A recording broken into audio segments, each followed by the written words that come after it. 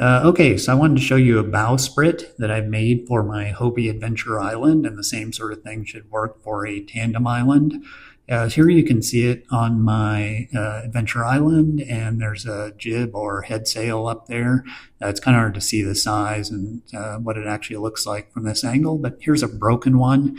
Now, it did not break in ordinary use. This was an accident that broke it, but I put it here because you can get a close-up here and see how it's attached around this front pad eye, and that's kind of the tricky part. So you can see the bolts going in and the little nuts on top to hold it down. It's kind of tricky to get that all lined up.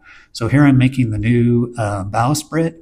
The gray PVC is 1.25 inches, and before I just made it out of a single 1.25 inch piece.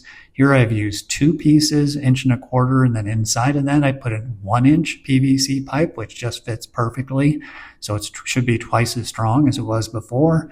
And here I just painted it black using some spray paint that's designed for car bumpers. So it should hold up pretty well. And here you can see some of the measurements. So it's about 8.5 inches down to the end, and it has to, of course, be angled to fit on the front, as you'll see here in a minute. And then across at the very end here, it's about 1/2 inch. So you want about a 1/2 inch gap there so you can get the pad eye in.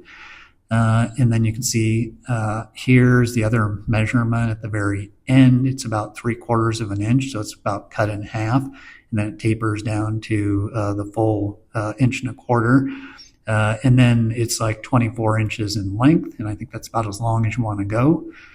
And the tricky part is the front, the very front pad eye. So instead of using a standard pad eye, I got this rope loop from Home Depot, which is way too wide.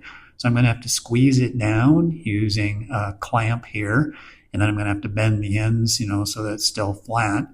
And so I did all that. You can kind of see the result here compared to a standard pad eye. So now it lines up properly, so it'll fit on the front of the kayak. And it will loop up much higher than that pad eye, which is important for the connection. So here you can kind of see how it loops up very high. Because I'm going to put a 1/4 inch bolt through the side of the bowsprit to go under that loop to hold it in place. You can kind of see the bolt here. If you go back to the first picture with the broken bowsprit, you can see how this works. And here's the bowsprit on the kayak. You can't really see it too well from this picture, but it's on the front there. It allows you to run a jib and any other kind of head sail you might want. And here it again is just in action. So you can see, how it's pretty solid. It's not bobbing around or moving. You can lift up the kayak using this thing. So it's pretty heavy duty. And I think it'll hold up really, really well in this form.